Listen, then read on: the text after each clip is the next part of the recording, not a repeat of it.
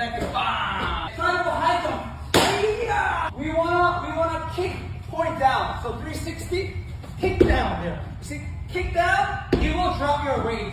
Soon as you drop down, so up first, kick.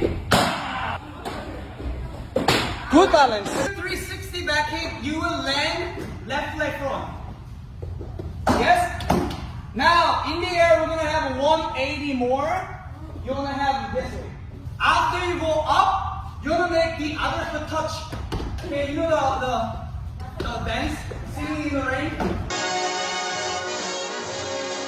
You need to go with your foot.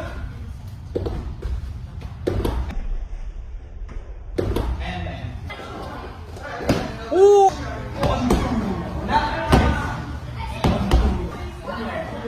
Nice! Can you do after landing and roundhouse kick and step down?